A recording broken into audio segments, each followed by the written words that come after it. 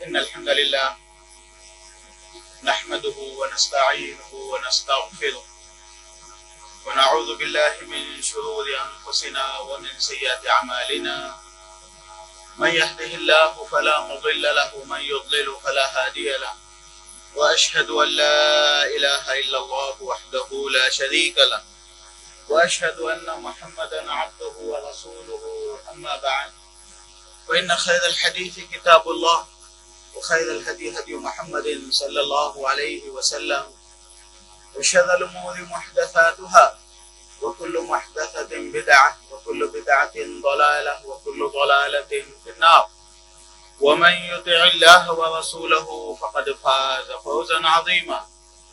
أعوذ بالله من الشيطان الرجيم. يا أيها الذين آمنوا اتقوا الله حق تقاته ولا تموتن إلا وأنتم مسلمون. میرے عزیز دوستوں، بزرگوں، بھائیوں اور بہنوں، میرا آج کا عنوان فلسطین کے متعلق ہے اور میں نہیں چاہتا تھا کہ اس بارے میں بیان کروں، اس لیے کہ جو لوگ دین کے نمائندے ہیں، جو دین 50، 25، 60 اپنی زندگی جو دین میں لگاتے ہیں، جن کا کام ہی یہ ہے کہ بچپنے میں 10 سال کے بعد قرآن یاد کرے، کسی جگہ علم حاصل کرے، پھر اس کے بعد وہیں سیکھتے رہے، وہیں بیٹھ کے امت کو تفسیر، حدیث، فتویٰ کا کام کرتے رہے، ان کو ہم لوگ علماء کہتے ہیں۔ ایسے علماء اس بارے میں ہندوستان میں کچھ بات کیے ہوں، اس کی کوئی دلیل نہیں ہے۔ آپ بتا سکتے ہیں؟ اس میں سے اکثر علماء اس قسم کے جو ڈیڈیکیٹڈ ہیں وہ مسلم پرسنل لا بورڈ میں ہیں، ان لوگوں نے کوئی بات نہیں کی۔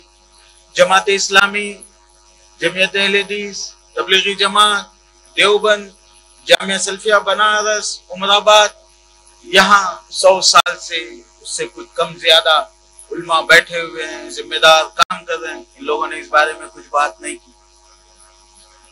اگر ہم بات چلتے ہیں پھر سعودیہ، قطر، کویت، مسلم کنٹریز میں بھی، تو علماء بھی اس بارے میں کچھ زیادہ باتیں نہیں کرتے۔ لیکن افسوس کی بات یہ ہے کہ یہاں پہ بیٹھے ہوئے جو لوگ غیر عالم سب بات کر رہے ہیں، بعض علماء بھی بات کرتے ہوں گے، لیکن وہ علماء 10th پاس اگر آپ لیول بنائیں گے کہ بھائی ہمارے پاس صرف ہر کو عالم بول دیتے ہیں، لیکن اگر آپ لیول بنائیں گے 10th pass, P U C, 12th pass, graduation, post graduation, P H D, lecturer, professor, senior professor, اگر ایسے بنائیں گے تو میں جو لوگ 70-80 سال کے علماء ہیں جو فتویٰ دے رہے ہیں، جو پرسنل لا بورڈ یا کے دیوبند یا عمر آباد کے چلا رہے ہیں، فتوے دے رہے ہیں، ان لوگوں کو آپ ایک سینئر پروفیسر کی پوزیشن پہ رکھ سکتے ہیں۔ اب دوسرے جو 10th پاس ہے وہ بھی بہرحال ہیں، مسجد میں امامت کرتے ہیں، درس دیتے ہیں، بیان دیتے ہیں، میں ان لوگوں کی بات نہیں کر رہا ہوں جو ینگ ہیں، جو چھوٹے ہیں، جن کی کمیونٹی میں ان کی ریچ نیشنل لیول پہ نہیں ہے، میں ان کی بات نہیں کر رہا ہوں۔ ایسے لوگ تو بات کر رہے ہیں۔ میرے دوست، اللہ تعالیٰ اپنے دین اور دین کی نمائندگی کرنے والوں کی باتوں میں برکت رکھتے ہیں۔ ہندوستان جب آزاد ہوا، اب میں وہ موضوع پہ بات کرنا نہیں چاہتا ہوں، ہندوستان کے جو علماء تھے، اس زمانے کے جو علماء تھے، وہ علماء ہندوستان پاکستان کو آزاد کرنے کے بارے میں ایک بھی فتویٰ نہیں دیے تھے اور نہ اس کی تائید کرے تھے۔ لیکن جو پولیٹیکل لوگ تھے، لیکن جو لیڈرز تھے، جن کو جذباتی باتیں کرنے آتا، لڑنے آتا، تو ہندو ہے، ہم مسلمان ہیں، ہم دیکھ لیں گے، وہ کریں گے، ہم جیت جائیں گے، ہم انگریز جانے کے بعد پھر مغل کی حکومت لا لیں گے، یہ سب دنیا داری کی باتیں ہوتی ہیں، جوش کی باتیں ہوتی ہیں، قومی باتیں ہوتی ہیں، اسلام کی باتیں نہیں ہوتی، دین کی باتیں نہیں ہوتی۔ ہم انسانوں سے دشمنی نہیں کرتے پیسے کے خاطر، حکومت کے خاطر، اور نہ حکومت ہمارا مقصد اور مدعا ہے کہ حکومت آئے گی تو ہم مسلمان رہیں گے تو نہیں رہیں گے۔ تو علماء نے یہ باتیں کہی تو اس وقت کے جو بڑے بڑے علماء تھے ان کو عوام نے بڑا ذلیل کیا، بڑا تکلیف دیا، بلکہ بنگلہ دیش جب آزاد ہو رہا تھا پاکستان سے تو اس وقت علماء نے کہا کہ مت آزاد ہو جاؤ، الگ نہیں ہونا چاہیے، سیاسی اختلافات کی وجہ سے دو ملک مسلمانوں کے نہیں بننا چاہیے۔ تو دسیوں علماء کو بنگلہ دیش میں گولی مار دی گئی، قتل کر دیا گیا۔ بالکل اسی طریقے سے ہندوستان کی آزادی کے وقت جتنے علماء نے باتیں کہی ان کو ذلیل کیا گیا. جمعیت علماء ہند ایک پلیٹ فارم ہے جس میں علماء ہوتے ہیں, 99% علماء ہوتے ہیں. ان کا یہ موقف تھا کہ ہندوستان پاکستان آزاد نہیں ہونا چاہیے. اہل حدیثوں کے نمائندے سب سے بڑے مفسر, سب سے بڑے عالم ابوالکلام آزاد تھے. ان کا یہ موقف تھا کہ ہندوستان پاکستان جو ہے نا آزاد نہیں, 2 ٹکڑے نہیں ہونا چاہیے. لیکن لوگوں نے نہیں مانا, کیونکہ دنیا چاہیے, دولت چاہیے, عزت چاہیے, شہرت چاہیے, پیسہ چاہیے, لیڈرشپ چاہیے. یہ اپنی لیڈری میں لاکھوں لوگوں کی عزتیں اور جانوں سے کھیل لیتے ہیں. میرے دوست, آج بھی میں اس لیے بات نہیں کرنا چاہ رہا تھا. لوگوں نے مجھے, میرے دوستوں نے, میرے شاگردوں نے بہت کہا کہ آپ لکھتے ہیں, آپ بولتے ہیں, نہ آپ کا ویڈیو ہے, نہ آپ کی تقریر ہے, نہ آپ یہ ہے. آپ اس میں اٹھا کے دیکھیں, میرا میسیج ان کو یہ ہے کہ میرے بھائی, ہمارا دین جو ہم کو سکھاتا ہے نا, وہ دین کے حساب سے ہم عمل کر لیں تو ہمارا دین بھی محفوظ رہے گا, لوگوں کا بھی رہے گا. ہمارا دین ہم کو کیا سکھاتا ہے؟ ہمارا دین سب سے پہلے سکھاتا ہے قوا انفسکم, پہلے آپ اپنی فکر کیجئے, اپنے ایمان کی, اپنے اخلاق کی, اپنے عمل کی, واہلیکم, پھر اپنے بیوی بچوں کی, پھر اس کے بعد اپنے پڑوسیوں کی, پھر اس کے بعد اپنی بستی کی, پھر اس کے بعد اپنے ملک کی. یہ دنیا کا اصول ہے کہ انسان جتنی طاقت رکھتا ہے اتنا ہی کر سکتا ہے. اگر ہم میڈیا پہ اسرائیل کو آپ سب مل کے, پوری دنیا کے مسلمان بیٹھ کے بھی 1 کروڑ نہیں, آپ ان گن گالیاں دے لیں, کوئی نتیجہ ہے؟ نتیجہ یہ ہے کہ آپ کا ٹائم برباد ہو گیا. نتیجہ یہ ہے کہ آپ کے اخلاق خراب ہو گئے. نتیجہ یہ ہے کہ آپ کے بچے یہ سیکھے کہ کبھی ہمارے اوپر مصیبت آئی تو ہم لوگ سب جمع ہو کے گالی دینا چاہیے. آپ کے بچے یہ سیکھتے, پھر اس کے بعد آپ کے بچے یہ سیکھتے کہ یہی حال ہوتا ہے, ہم خالی گالی دیتے رہیں گے اور ہم پہ بمباری ہوتے رہیں گے, ہم مرتے رہیں گے. یہ ہمارے بچے سیکھیں. کوئی پازیٹیو اور کوئی پروڈکٹیو میسج نہیں ملتا. لیکن اسلام جو سکھاتا کہ آپ کے اپنے لیول میں آپ کچھ پروڈکٹیو اور پازیٹیو کام کیجیے تو اس کا کوئی فائدہ ہوتا. تو بہرحال میرے دوستوں اور بھائیوں, سوشل میڈیا پہ ہمیشہ ایک حدیث آتی ہے, ہمیشہ قرآن کی ایک آیت آتی ہے, ہمیشہ ایک مولانا کا بیان آ جاتا ہے, ہمیشہ. بھائی یہ بولنے والے کون ہیں؟ آپ نے کبھی غور کیا؟ آج تو آپ کو آرٹیفیشیل انٹیلیجنس معلوم ہے نا, آپ لوگوں کو معلوم آرٹیفیشیل انٹیلیجنس, آٹومیٹک کمپیوٹر کام کر رہا ہے. وہ پورا ڈاٹا جو دنیا میں موجود ہے اس کے حساب سے کام کر رہا ہے. میں میرا نام ڈال کے آرٹیفیشیل انٹیلیجنس میں وہی عبدالسلام بول کے میں لکھا تو وہ میری پوری پیدائش سے لے کے آج تک کی تاریخ کا جواب دے رہا میرا. اور ایک صاحب بن باز رحمت اللہ علیہ مر گئے, اور اس نے جو ہے نا بن باز رحمت اللہ علیہ کا نام ڈال کے اور ان کی فوٹو ڈال کے اس نے جو ہے نا یہ لکھ دیا کہ حالات پہ, آج کے حالات پہ آپ بیان کیجئے. دونوں اپنی آواز میں بیان کر رہے ہیں, تقریر ہو رہی ہے. آرٹیفیشیل انٹیلیجنس یہ خود بخود کر رہی ہے. بن باز مر کے 20 سال ہو گیا رحمت اللہ علیہ, لیکن ابھی آرٹیفیشیل انٹیلیجنس بات کر سکتی ہے. اسی لیے جو لوگ آپ کو انٹرنیٹ دیے نا وہ بے وقوف نہیں ہے. آپ کو بتا سکتا ہے انٹرنیٹ انڈیا میں کب آیا تھا؟ نہیں بتا سکتے آپ لوگ جنرلی, اللہ کے جو لوگ فیلڈ کے ہیں وہ بھی شاید نہ جائیں. انڈیا میں انٹیلیجنس 2000 کے بعد آیا, اور 1941 میں امریکن آدمی جو ہے نا انٹرنیٹ یوز کر رہی 1941 میں. آپ کو کب آئی؟ آپ کو 50 سال کے بعد. 1941 میں سیکنڈ ورلڈ وار میں جاپان جا کے جو ہے نا امریکہ پہ بمباری کیا تھا. اسی وجہ سے جاپان میں آ کے وہ لوگ بمباری کرے تھے. پلین سے امریکہ جاپان آیا, جاپان اتنا سرکا ہے اور بالکل ایگزیکٹلی اس کو جہاں بم ڈالنا تھا ڈال دیا. یہ کیسے پاسبل تھا؟ یہ ایسے پاسبل تھا کہ گوگل میپس آپ لوگ دیکھتے ہیں نا, اس وقت ان کے پاس دنیا کا پورا میپ تھا, اور اس کے ذریعے سے پلین جو ہے نا اوپر جانے کے بعد تو کچھ بھی نہیں دکھتا, لیکن نیچے آتے ہیں تو سیدھا جاپان کے ہیروشیما سٹی کے پاس آتے ہیں تو وہ لوگ میپ فالو کرتے تھے. ان کے پاس اس وقت میپ تھا. آپ کب یوز کرنا شروع کریں میپ؟ آج آپ جو ہے نا بچہ میپ یوز کر رہا ہے نا, کب یوز کرنا شروع کریں؟ 2015 میں میرے کو گوگل میپ استعمال کرنے نہیں آتا تھا. مجھے میرے بچے سے مدد لیتا تھا کیونکہ تھوڑا کمپلیکیٹڈ تھا.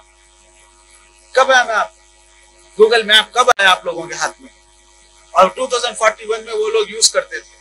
میرے دوست, واٹس ایپ میں آج خالی ایک آرٹیفیشیل انٹیلیجنس کو آرڈر دے دے کہ حدیثیں بھیجتے رہو فلسطین کے متعلق, تو روزانہ ایک آ سکتا ہے اور آ رہا ہے. اور آپ لوگ جو ہے نا پریشان ہے, یہ ہے شہر وہ شہر.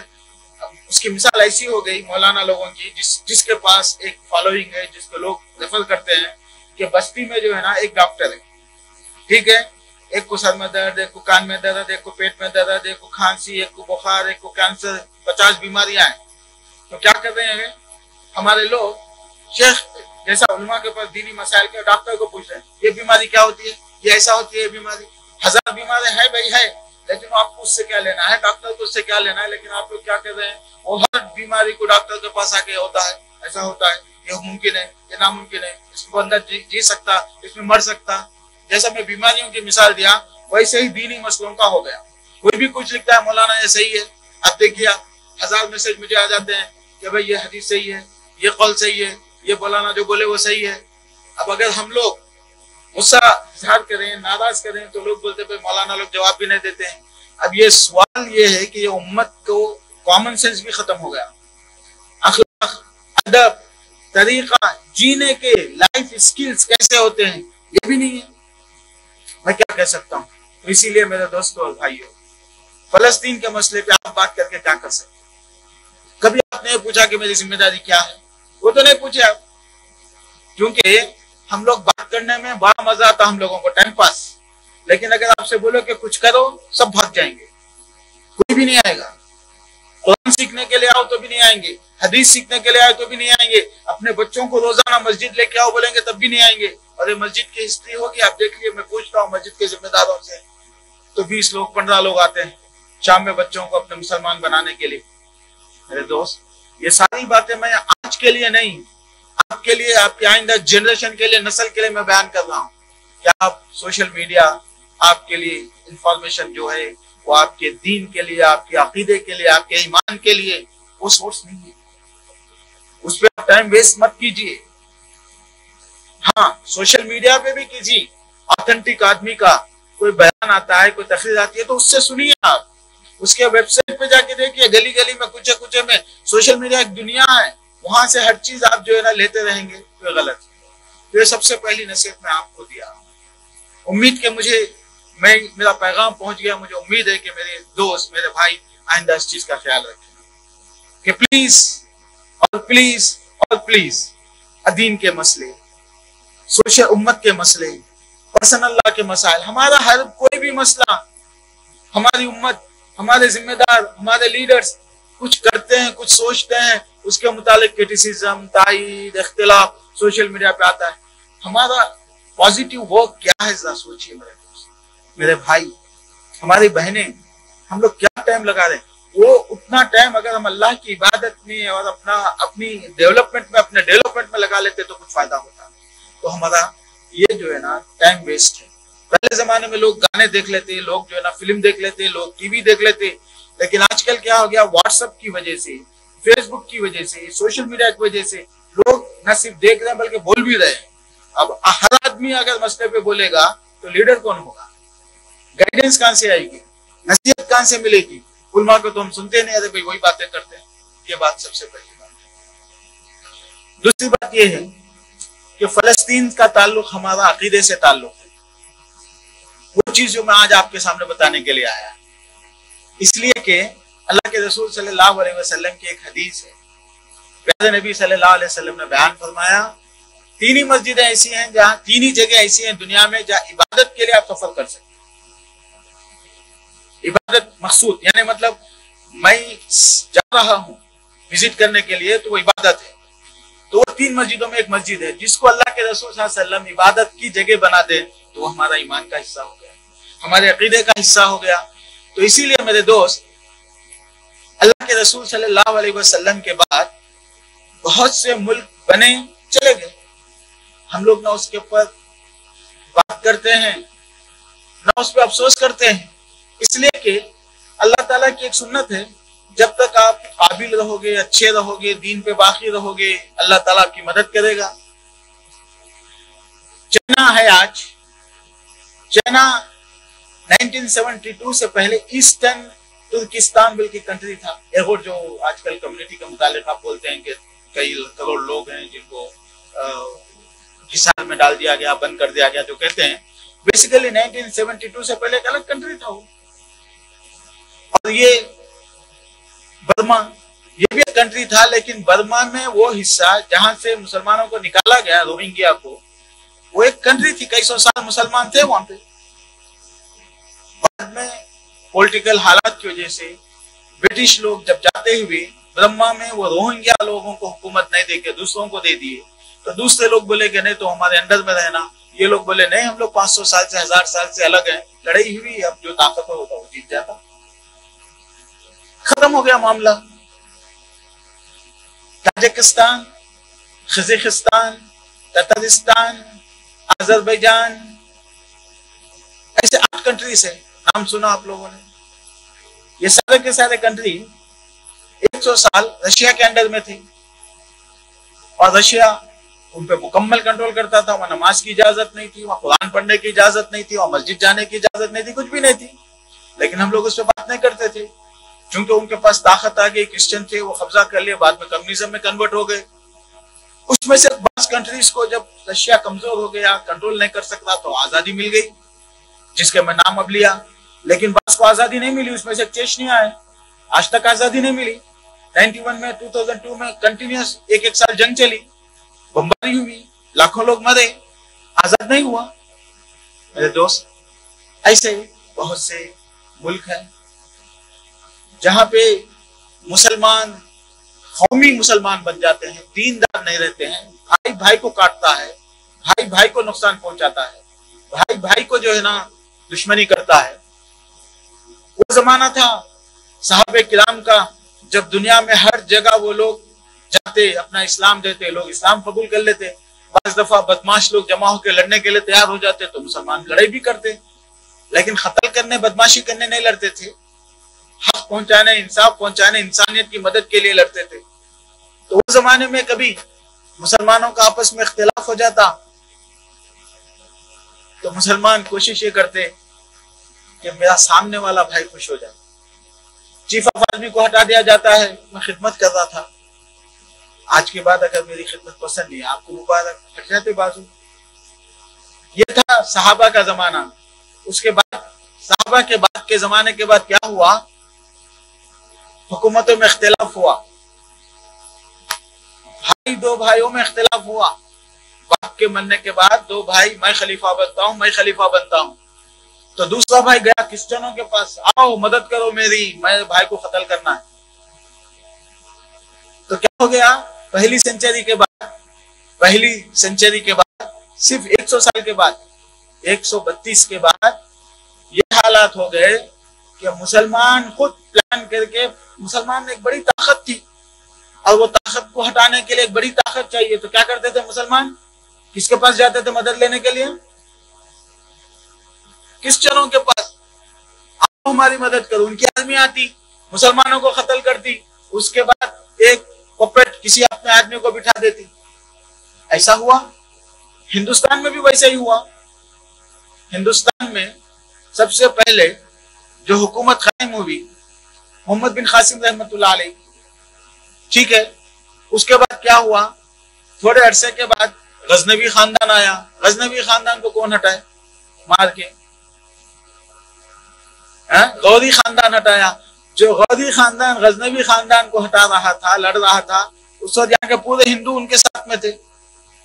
تو اسی لیے کتاب میں لکھا ہوا ہے، مسعود ندوی رحمۃ اللہ علیہ ایک کتاب لکھے، الثقافہ الاسلامیہ فی الہند، ہندوستان کا کلچر، ہندوستان کی تاریخ۔ اس میں انہوں ہسٹورین ہے، انہوں چیلنج کرے کہ مجھے ایک ایسی جنگ بتا دو جو صرف اللہ کے واسطے لڑی گئی ہندوستان میں، اور وہ بھی ایسا کہ ایک طرف 100% مسلمان، ایک طرف 100% ہندو، ایک جنگ بھی نہیں بتا سکتے۔ لاکھوں جنگیں ہوئی، کیا ہوتا تھا؟ جنگیں پوری اللہ کے رسول، صحابہ کے، تابعین کے بعد کی جنگیں کون سی جنگیں تھی؟ کون سی جنگیں تھی؟ پولیٹیکل جنگیں تھی، طاقت کی جنگیں تھی، پوزیشن کی جنگیں تھی، پیسوں کے واسطے جنگیں تھی، بڑے بھائی چھوٹے بھائی کی جنگیں تھی، ایک خاندان کی دوسرے خاندان کی جنگیں تھی۔ تو کیا ہوا؟ غزنوی خاندان کو غوری خاندان ہٹا دیا۔ غوری خاندان کے بعد خاندان غلامان آیا، ایبک فیملی، وہ ہٹا دی ان کو۔ اس کے بعد خلجی خاندان آیا، وہ ہٹا دیا۔ پھر اس کے بعد تغلق آیا، وہ خاندان ہٹا دیا ایک دوسرے کو۔ پھر اس کے بعد لودھی خاندان آیا جس کو مغل آ کے مار کے ہٹا دیے. پھر مغل یہاں پہ جو چھوٹے چھوٹے نواب راجا وغیرہ تھے ان کو سب ختم کرتے تھے.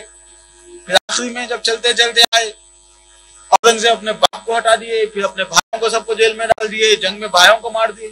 ایسے ہی چلا نا بھائی. یہاں کہاں اسلام تھا, کہاں مسلمان تھے, کہاں دین تھا؟ تو میرے دوست اللہ تعالیٰ رسول اللہ صلی اللہ علیہ وسلم کی باتیں اپنی جگہ بالکل سچ ہے. جس دن مسلمان اللہ کو, رسول اللہ کو, دین کو ترجیح دیں گے, پریفر کریں گے, اس پہ عمل کریں گے تو مدد آئے گی, 100% آئے گی. اللہ تعالیٰ کا وعدہ ہے. تو میرے بھائی آج آپ گلف کنٹریز ہے, 50 کنٹریز ہے, کیا کر رہے ہیں یہ پوچھیں گے آپ. اب میں کون سے کنٹری کی مثال دوں؟ آپ وہ مثالیں دیکھتے جائیے. آپ قطر میں آپ دیکھتے جائیے, جب برٹشرز چلے گئے, جس کو حکومت دے کے گئے, وہ لوگ اگر برٹشرز کی بات نہیں سنے تو وہ لوگ ان کے خاندان کے دوسرے لوگوں کو سیلف کرتے, ان کو ہٹا کے دوسرا آ جاتا, دوسرے کو ہٹا کے تیسرا آ جاتا, باپ کو ہٹا کے بیٹا آ جاتا. سعودیہ اگر کسی سے مخالفت کرتا ہے تو قطر تائید میں آ جاتا. امریکن بیس, امریکن ٹیکنالوجی, برٹش بیس, فرانس بیس, فرانس کا ویپنز, فرانس کی ٹریننگ, فرانس کی جو ہے نا آرمی, یہ سب گلف کنٹریز میں, مسلم کنٹریز میں ہر جگہ بیٹھی ہوئی ہے. اور آپ بولتے ہیں کہ ہم لوگ جو ہے نا مسلم ممالک کیا کر رہے ہیں. مسلمان بھائی اپنے گھر میں, میں کبھی بات بولتا ہوں, تم لوگ جو دو بھائی پراپرٹی کا لڑ رہے ہیں نا, پہلے وہ مسئلہ حل کر کے اور بعد میں فلسطین کا حل کریں گے. تم لوگ مسجد میں بیٹھ کے جو لڑ رہے ہو نا, وہ جو بیچارے مسجد بنا کے انتظام کر رہے ہیں, ان کے پیچھے تم لوگ جو کاروائی کر رہے ہو نا کہ ہم قبضہ کریں گے, کمیٹی کو ہٹائیں گے, بلکہ پہلے یہ مسئلہ حل کر لو, بعد میں فلسطین کے حل کریں گے. اعوذ باللہ من الشیطان الرجیم. میرے دوست, میرے بھائی, سمپل سی بات ہے, سیدھی سی بات ہے کہ ہم لوگ, دین ہمارا کلچرل ہے, دین ہمارا دنیا داری کا ہے. جہاں تک میٹھا میٹھا ہے وہ ہمارا دین ہے. جہاں پہ ہم کو قربانی دینے کی بات ہے, ٹائم دینے کی بات ہے, سیکریفائس کرنے کی بات ہے, وہ دین ہمارا دین ہے. اور اللہ تعالیٰ ہم سے یہ وعدہ کرا کہ میں دنیا تم کو دوں گا, فکر نہیں کرو, لیکن تم دیندار ہو کے بتاؤ. لیکن ہم ہو کے نہیں بتا رہے. دیندار, ہاں, شہوتوں سے پاک, برائیوں سے پاک, اس کے لیے ٹائم لگے گا. بہرحال یہ چند باتیں تھی میں نے آپ کے سامنے رکھی. اس سلسلے میں جو آتھنٹک حدیث ہیں, اچھا بعض چیزیں وہ آپ کو میں بتا دیتا ہوں پرنسپل کے طور سے, جو باتیں میں بتا رہا ہوں اس میں سے ایک بات یہ بھی ہے کہ اللہ کے رسول صلی اللہ علیہ وسلم نے پروفیسیز, پیشن گوئیاں کی کہ ایسا ہوگا. تو اب ہمارے لوگ کیا ہے, کبھی بھی کوئی بھی مسئلہ ہوتا وہ مسئلے پہ لے کیا کہ اللہ کے رسول کی پیشن گوئی فٹ کر دیتے, دیکھو ایسا ہوگا اور ایسا ہوگا. پہلے زمانے میں لوگ ڈرتے تھے, پیشن گوئیاں فٹ کر دیتے. آج کل تو جو ہے نا, میں نے کہا نا, انٹرنیٹ کی وجہ سے قرآن کی آیتیں بھی فٹ کر رہے ہیں, قرآن میں یہ ہے, قرآن میں وہ ہے. ارے بھائی, اگر ایک دنیا کے پورے مفتیوں کو جمع کر کے بھی بولو کہ بھائی یہ آیت کو اس میں فٹ کرو, بولے تو تھوڑا ٹائم لگے سوچنے کے لیے. لیکن یہ ہمارے بچے کچھ پڑھ لیے, کچھ ٹرانسلیشن پڑھ لیے, دیکھو یہ ہو گیا, دیکھو وہ ہو گیا. میرے بھائی, یقیناً شام, اللہ کے رسول بولے کہ دین محفوظ رہے گا, دین کی مدد ہوگی, یہ سب اس سلسلے میں شام کا ذکر کرے اللہ کے رسول صلی اللہ علیہ وسلم. لیکن وہ ساری حدیثیں آج کے لیے نہیں ہیں, کل کے لیے نہیں ہے, پرسوں کے لیے نہیں ہے. جتنی حدیثیں بھی شام کی فضیلت پہ جو ہے نا فرشتے اس کے اوپر پر بچھائے ہوئے ہیں, دجال کا قتل ہوگا, عرض محشر, یہ سب صحیح حدیثوں میں ہے. لوگ محشر میں وہاں جائیں گے. اللہ کے رسول نے کہا ایک مرتبہ, صحابہ کی صحیح حدیث ہے کہ صحابہ جو ہے نا کھانے پینے رہنے نہیں ہے, شکایت کرے اللہ کے رسول کے پاس. تو اللہ کے رسول صلی اللہ علیہ وسلم نے کہا کہ تم لوگ شکایت کر رہے ہو, بہت جلد ایسا ٹائم آئے گا کہ لوگ جو ہے نا کثرت مال سے تنگ آ جائیں گے, ہر چیز اویلیبل رہے گی, کیا کرنا بولے جیسی بات ہوتی ہے. جیسا کہ آج کل گلف کنٹریز میں کار اویلیبل ہے, پیسے اویلیبل ہے, بینک بیلنس اویلیبل ہے, سفر چھٹیوں میں جب چاہے جانا اویلیبل ہے, اللہ تعالیٰ دے دیا. تو بولے ایسا ہو جائے گا اور لوگ اس وقت جو ہے نا کثرت مال سے پریشان ہوں گے. اس کے بعد اللہ کے رسول نے کہا اس وقت 3 فوجیں ہوں گی, ایک شام میں ہوگی, ایک عراق میں ہوگی اور ایک یمن میں ہوگی. تم شام کی فوج کے ساتھ, اللہ کے رسول صلی اللہ علیہ وسلم نے فرمایا. اب یہ کب کی بات ہے, ہم فٹ کر دیا آج, چلو بھائی چلو جہاد کرنے جانا ہے, لڑنے جانا ہے. اس قسم سے نوجوان بچوں کو گمراہ کر دیا جا رہا ہے. میرے دوست, یقیناً آپ ہسٹری پڑھیں گے تو حضرت علی رضی اللہ عنہ کے بعد سے 100 سال تک شام مسلمانوں کا مرکز تھا، مسلمانوں کا ماوا تھا، مسلمانوں کی آرمی تھی، مسلمانوں کی قوت تھی، اس کے بعد ٹوٹ گئی، ختم ہو گئی۔ پھر اس کے بعد 7ویں 8ویں صدی میں جب وہ تاتار کو منگول کو ڈیفیٹ دیا، اس وقت پھر وہ لوگ طاقتور ہو گئے تھے۔ پھر وہ ابن تیمیہ رحمۃ اللہ علیہ وغیرہ، ابن کثیر، یہ سب شام کے ہیں، ابن تیمیہ، ابن کثیر، اور جن لوگوں کو آپ مقدسی، جو دوسروں کو آپ نہیں جانتے، مقدسی رحمۃ اللہ علیہ اور مزی تہذیب الکمال، یہ بہت بڑے بڑے علماء وہ زمانے میں 7ویں سینچری میں سب وہاں جمع ہو گئے تھے۔ اتفاق تھا، وہ ایک زمانہ تھا، پھر وہ ختم ہو گیا۔ پھر حدیثوں میں جو بھی ہے مہدی علیہ السلام کا مسئلہ، عیسیٰ علیہ السلام کا مسئلہ، اور جو ہے نا دجال کو ختم کرنے کا مسئلہ، یاجوج ماجوج سے لڑائی کا مسئلہ، یہ سارے مسئلوں سے متعلق جو حدیثیں ہیں وہ آج کی نہیں ہے، وہ قیامت کے قریب کی ہے۔ ہاں، ایک بہت بڑی جنگ ہوگی، وہ جنگ میں کرسچنوں کو مسلمان جو ہے نا ڈیفیٹ دیں گے، اور اس کے بعد جو ہے نا یہودیوں کو قتل کریں گے، اور درخت بھی، پتھر بھی بولے گا کہ یا مسلم، اے مسلم، فَإِنَّ وَرَائِي یہود، میرے پیچھے یہود چھپا ہوا آ کے قتل کرو، سوائے ایک درخت کے جس کو کہتے ہیں غرقت، غرقت کا درخت نہیں بولے گا۔ یہ باتیں ہیں، یہ حدیثوں میں ہیں، یہ حدیثیں ابھی نہیں ہیں، یہ حدیثیں آنے والی ہیں، قیامت کے قریب ہوں گی۔ مہدی علیہ السلام کے متعلق بھی ہم لوگ کیا سمجھتے ہیں پتہ نہیں۔ مہدی علیہ السلام کچھ بھی نہیں، صرف ایک بہت ہی دیندار، بہت ہی انصاف پسند، جیسے ہماری تاریخ میں ایک صلاح الدین ایوبی گزرے تھے۔ صلاح الدین ایوبی کو کرسچنوں سے لڑ کے بیت المقدس 90 سال کرسچنوں کے قبضے میں تھا۔ حضرت عمر رضی اللہ عنہ کے 400 سال کے بعد کرسچن قبضہ کر لیتے۔ وہ بھی یہ ہے کہ ایجپٹ کی جو گورنمنٹ تھی، جس کو فاطمی گورنمنٹ کہتے ہیں، فاطمی گورنمنٹ شیعہ گورنمنٹ تھی۔ جہاں جہاں شیعہ رہتے وہ آگے چل کے وہ کافروں کے حوالے علاقے ہو جاتے یا کافر آ کے قبضہ کر لیتے، یہ ہسٹری ہے۔ تو یہ لوگ جو ہے نا کرسچنوں کی مدد سے سنیوں سے لڑتے تھے۔ تو ایجپٹ اور اس کے بعد دوسرے علاقوں میں بھی بہت سے انڈیپینڈنٹ جو ہے نا نواب راجہ بن گئے تھے۔ صلاح الدین ایوبی رحمۃ اللہ علیہ نے ان لوگوں سے کہا کہ سب مل کے ہم لوگ جو ہے نا کرسچنوں سے لڑیں گے، کوئی بھی نہیں مانا۔ تو صلاح الدین ایوبی کو مجبوراً ان لوگوں سے لڑنا پڑا پہلے، تو یہ لوگ کنٹرول میں آ گئے۔ اس کے بعد عملاً لڑنا پڑا فاطمیین سے۔ فاطمیین 150 سال سے شیعہ تھے، حکومت کرتے تھے، اور مسجدوں پہ اللہ کے رسول صحابہ کے خلاف میں لکھ کے لگاتے تھے، خطبوں میں جمعہ میں لعنت کی جاتی تھی صحابہ کرام رضوان اللہ علیہم اجمعین پہ۔ یہ تھا ان کا طریقہ، یہ ایسا 150 سال حکومت کرے تھے۔ تو صلاح الدین ایوبی رحمۃ اللہ علیہ نے جب ان سے لڑائی کی تو کرسچن سے بھی لڑائی کی، کیونکہ کرسچن اس کے بعد سودان اور جو ہے نا روم اور یونان کا جو علاقہ تھا وہ سپورٹ کے لیے آتا تھا سمندر سے۔ تو ان لوگوں کو سب کو انہوں نے ڈیفیٹ دیا۔ ڈیفیٹ دینے کے بعد بیت المقدس کو انہوں نے قبضہ کیا تھا، واپس لیا تھا۔ تو بہت محنت کرنی پڑی تھی ان کو، ایسا نہیں کہ ایک ہی دن میں ہو گیا۔ بہت دیندار، بہت متقی آدمی تھے، اور اس کے بعد انہوں نے جتنی شیعہ وغیرہ جتنا برائی پھیلایا تھا اس کو ختم کرنے کے لیے علماء کو قائم کیا، علماء کی مدد کی، علماء کو سپورٹ کیا۔ بالکل اسی طریقے سے ایک مہدی علیہ السلام آئیں گے۔ اللہ کے رسول نے کہا وہ میرے خاندان سے ہوں گے، ان کا نام محمد ہوگا، اور وہ انصاف پسند ہوں گے، وہ مسلمانوں کے لیے لڑ کے اسلام کو پھر دوبارہ قائم کریں گے اور انصاف قائم کریں گے دنیا میں۔ ابو داؤد کی روایت ہے۔ بہرحال تو میرے دوست، مہدی علیہ السلام آنے والے ہیں، آئیں گے، کب آئیں گے ہم کو نہیں معلوم۔ کسی کے ایک چیزیں ہم کو تسلی کے لیے، اطمینان کے لیے، اللہ کے رسول نے یقین کے لیے ہم کو کہا، اس کی وجہ سے ہمارے ایمان پہ، ہمارے عمل میں کوئی فرق نہیں آنے والا ہے کہ مہدی علیہ السلام آئیں گے تب تک ہم بیٹھے رہیں گے، ایسا نہیں ہے۔ اور ایسا نہیں ہے کہ مہدی علیہ السلام آ کے انتقام لیں گے تو ہماری ذمہ داری ختم ہو جائے گی، ایسا نہیں ہوگا۔ تو مہدی علیہ السلام آئیں گے۔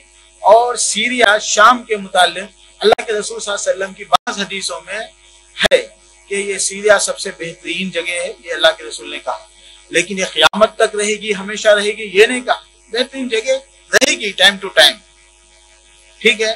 یمن کے متعلق بھی اللہ کے رسول نے کہا، لیکن آج یمن میں پورا شیعہ کا قبضہ ہے۔ بہرحال تو ایک مرتبہ، دو مرتبہ بعض صحابہ، بعض تابعین نے کہا کہ لا تزال طائفۃ من امتی ظاہرین علی الحق، کہ ایک گروہ ایسا ہوگا جو حق پہ ہوگا اور جو اسلام کی مدد کرتے رہے گا، اور ان کو کوئی ڈیفیٹ نہیں دے گا، یہ حدیث میں ہے، ٹھیک ہے؟ تو معاذ بن جبل رضی اللہ عنہ سے اور دوسرے صحابہ، دوسرے تابعین سے مروی ہے کہ ان لوگوں سے پوچھا گیا کہ وہ لوگ کہاں ہیں، تو انہوں نے کہا شام۔ وہ کب کا شام ہے؟ وہ آج تو وہاں پہ سیریا جو ہے، جس کو آپ سیریا کہتے ہیں، شام، پہلے زمانے میں 5 کنٹریز کو ملا کے عربی میں الشام جو بولیں گے تو 5 کنٹریز آتے ہیں اس کے اندر۔ سبحان الذي اسرا بعبده ليلا من المسجد الحرام الى المسجد الاقصى الذي باركنا حوله، کہ وہ مسجد الاقصی الذي باركنا حوله جس کے اطراف میں ہم نے جو ہے نا برکت عطا کی ہے۔ تو وہ برکت والی جو زمین ہے، جس بیت المقدس اس کو کہتے ہیں۔ بیت المقدس الگ ہے، مسجد اقصی الگ ہے۔ بیت المقدس از اے سٹی، بیت المقدس کیا ہے؟ ایک شہر ہے۔ فلسطین جس کو کہتے ہیں وہ شہر اس کے اندر ہے۔ شام جو کہتے ہیں 5 کنٹریز اس کے اندر آتے ہیں۔ جو اللہ کے رسول نے جب شام کہا تو اس سے مراد آج کے زمانے میں لبنان، اسرائیل، فلسطین، جورڈن اینڈ سیریا۔ جورڈن بھی اس میں آتا ہے مکمل، چونکہ وہ فلسطین کے بارڈر کو لگا ہوا ہوتا ہے۔ تو یہ پورا علاقہ مسلمان ہسٹری میں یہ جو ہے نا شام یہ کہلاتا تھا۔ تو میرے دوستوں اور بھائیوں، اب ہمارا تعلق وہ مسجد اقصی کی وجہ سے، وہ زمین سے ہے، مسجد کی وجہ سے۔ مسلمان ہیں ہمارے بھائی، لیکن وہ مسلمان، میں نے کہا افغانستان، تاجکستان، شیشتان، ہر جگہ وہ پرابلم آتی ہے۔ ہم تو دعا کرتے ہیں، مدد کر سکتے ہیں تو کرتے ہیں، لیکن اس کا جو جذباتی تعلق ہمارا ہے، جو ہمارے ایمان کا تعلق ہے، اسلام کا تعلق ہے، وہاں پہ مسجد اقصی ہے اور وہ بابرکت زمین ہے۔ اللہ کے رسول کو جب اسراء اور معراج کرانی تھی تو اللہ کے رسول صلی اللہ علیہ وسلم نے بھی اس کی کیا کی تھی؟ زیارت کی تھی۔ وہاں سے اللہ کے رسول صلی اللہ علیہ وسلم کو آسمانوں پہ لے جایا گیا تھا۔ اسی لیے اس کا ہمارے دل میں مکہ مدینے کے بعد ہمارے لیے سب سے مقدس زمین، سب سے جذباتی زمین، سب سے ایمانی زمین وہ ہمارے لیے ہے۔ ہماری خواہش ہوگی کہ وہ مسلمانوں کے اندر میں رہے، ہماری خواہش ہوگی کہ وہ محفوظ رہے، ہماری خواہش ہوگی کہ اس کے اوپر دوسروں کا قبضہ نہ ہو۔ تو یہ ہے فلسطین سے ہمارا تعلق۔ بیت المقدس ایک شہر ہے اور فلسطین ایک کنٹری ہے۔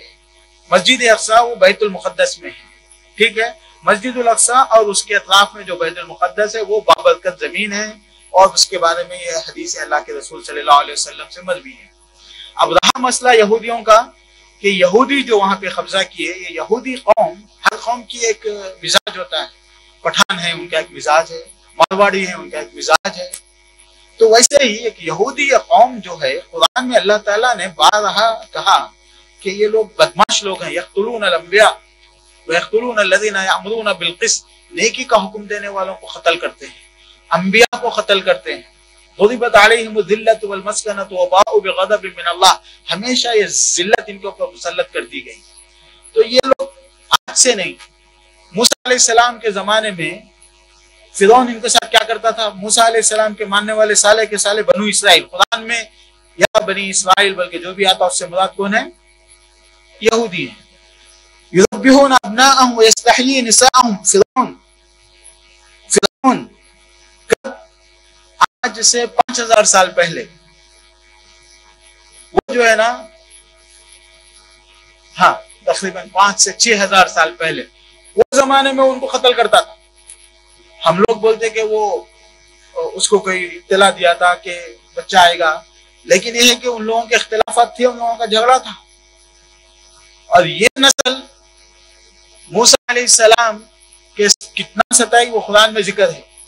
من و سلوہ، بھائی یہ لوگ جو ہے نا جب ہجرت کر کے نکل گئے موسیٰ کے ساتھ، تو جنت سے ان کو من و سلوہ آتا تھا، تو بولے کہ دعا کرو ہمارے البصل والعدس، کہ ہم کو دال چاہیے، پیاز چاہیے۔